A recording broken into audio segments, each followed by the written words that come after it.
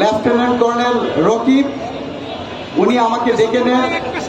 আমরা ছিলাম, মাঝে পুলিশ, পরবর্তীতে সেনাবাহিনী এবং পরে জাতীয় পার্টির লোকজন।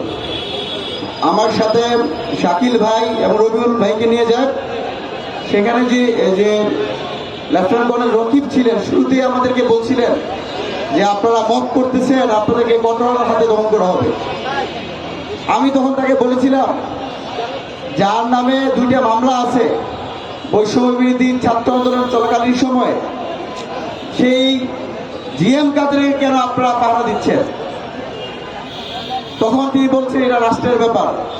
আমরা বলেছিলাম, যদি জিএম কাদের ভালো লোক হয়ে থাকে, তার যদি কোনো অপরাধ না থাকে, তাহলে আপনি হাসানুল কিনুকে ছেড়ে দেন, রাশেদ খান মেননদেরকে ছেড়ে দেন।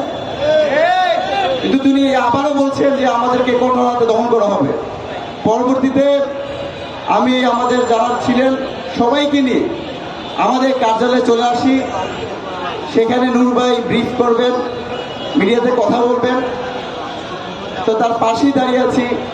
এর 4 থেকে 5 মিনিট পরেই আমরা কিন্তু ওই জাতীয় পার্টি কার্যালয় থেকে চলে আসছি।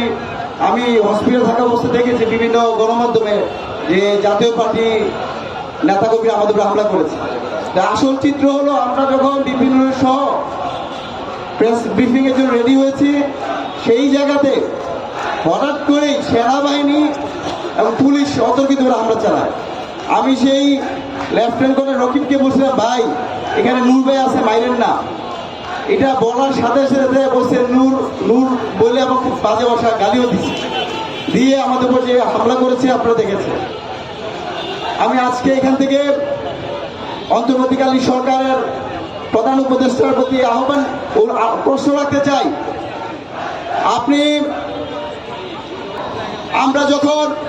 আমি বৈষম্য বিরোধী ছাত্র আন্দোলনের কেন্দ্রীয় সমন্বয়ক ছিলাম।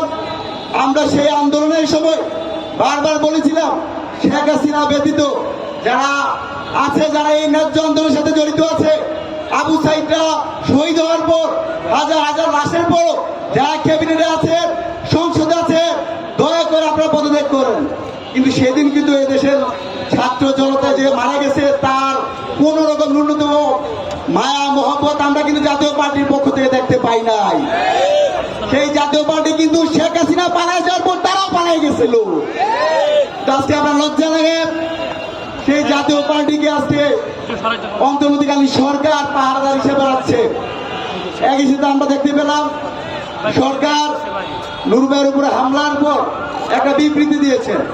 আবার অন্যদিকে দেখতে পেয়েছি সেনাবাহিনী বা সশস্ত্র বাহিনীর যে আইএসপিআর আছে, সেখানে একটা বিবৃতি আছে। সেখানে তারা আমাদেরকে আমাদের উপর যে হামলা করা হয়েছে, সেই হামলাকে মব বলে তারা জায়েজ করেছে। আমরা আসলে বুঝতেছি না এই দেশের প্রধান আসলে কি। সরকার, অন্তর্বর্তীকালীন সরকার বলছে, নিন্দা জানাইছে, সেনাবাহিনী বলতেছে এটা মব ভায়োলেন্স।